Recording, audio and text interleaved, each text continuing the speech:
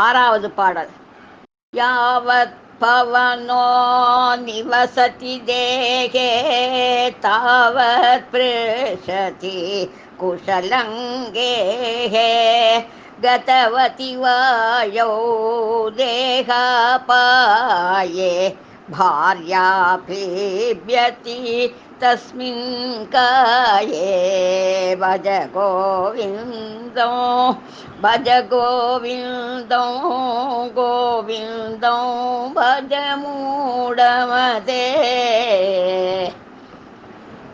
நம் உடலில் எதுவரை மூச்சுக்காற்று இருக்கிறதோ அதுவரைதான் நம்முடன் இருப்பவர்கள் நம்மிடம் பிரியமாயிருப்பார்கள்.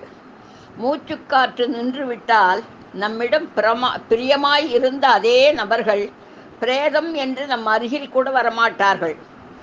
ஈருடல் ஓர் உயிராய் அன்பு செலுத்திய மனைவியும் உயிரற்ற அந்த சரீரத்தை கண்டு பயப்படுவாள்.